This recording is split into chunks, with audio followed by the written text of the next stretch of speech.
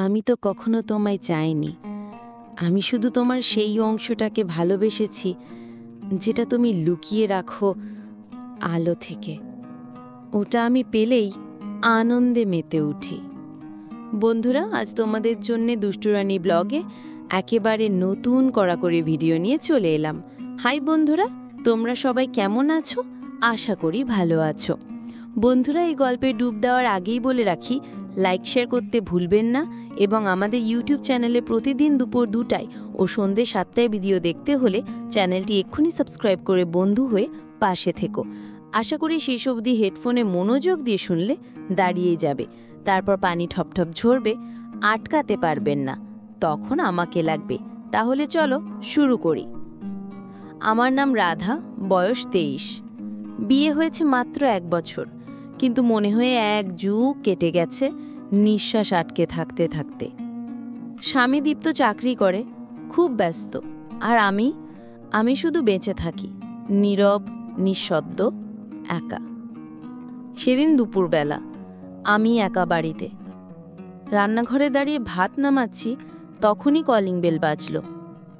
দরজা খুলতেই দাঁড়িয়ে এক অচেনা পুরুষ, ঘামে ভেজা গা, চোখে ক্লান্তি আর একরকম কৌতূহল। বলল, দিদি একটু জল দেবেন? আমি কিছু না বলে ভিতরে আসতে বললাম। জল খেতে খেতে ও আমার দিকে তাকালো। সেই দৃষ্টি যেন শরীর ছুঁয়ে গেল। আমি অস্বস্তি নিয়ে চোখ ফিরিয়ে নিলেও মনে হচ্ছিল আজ বহুদিন পর কেউ আমাকে দেখে। ও চলে গেল, কিন্তু আমার বুকের ভিতরটা কাঁপছিল। সেই ছেলেটা চলে যাওয়ার পর সারাটা দুপুর আমি শুধু রান্নাঘরের দরজাতে দাঁড়িয়ে থাকলাম। ওর আঙুলের স্পর্শ এখন আমার হাতের গায়ে কাঁপন তোলে। একটা গ্লাস দেওয়ার সময় হালকা করে ছুঁয়ে গিয়েছিল আমার আঙুল।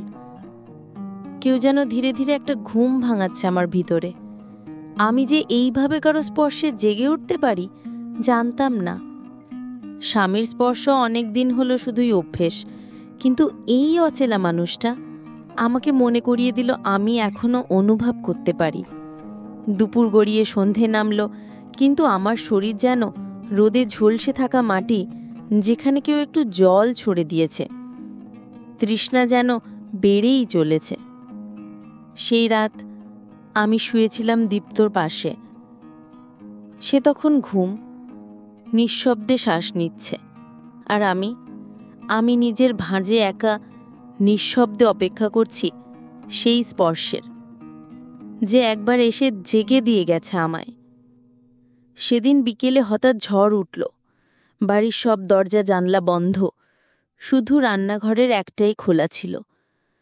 আমি পর্দা সরিয়ে বাইরে তাকিয়েছিলাম। তখনই দেখলাম সেই ছেলেটা দাঁড়িয়ে আছে সামনে, মাথা নিচু করে, ভেজায় চুল এলোমেলো। আমাদের চোখ এক মুহূর্তের জন্য মিলল, তবে সেই মুহূর্তটা যেন আটকে রইল আমার বুকের মধ্যে। আমি জানতাম না সে আমাকে দেখতে এসেছিল কিনা, কিন্তু তার চোখে যা ছিল তা কোনো পুরুষের চোখে আমি অনেক দিন দেখিনি। কিছু একটা হচ্ছিল আমার ভিতরে, যা আগে হয়নি। ভেজা হাওয়া, জানালার ফাঁক আর সেই চুপচাপ তাকিয়ে থাকা পুরুষটা যেন আমার ভিতরের সজীব নারীটাকে আবার জাগিয়ে দিচ্ছিল। স্বামীর ফিরে আসতে অনেক দেরি। আমি একা, আর আমার ভেতরটা তখনও কাঁপছিল। ঝড় থেমে গিয়েছে, কিন্তু আমার ভেতরটা যেন এখনো তোলপাড়। ঘরের বাতাস থমথমে, কিন্তু আমার চামড়ার নিচে কিছু একটা যেন জ্বলছে, ধীরে ধীরে, স্পর্শ ছাড়াও। সন্ধে নামতেই কলিং বেল বাজল। দরজা খুলে তাকিয়ে দেখে সেই ছেলেটা, ভেজা শার্ট খুলে হাতে একটা ছাতা। বলল, আজ জানালাটা খোলা ছিল না। আমার শ্বাস যেন একটু আটকে এলো। আমি কিছু বলিনি, শুধু তাকে চেয়ে রইলাম।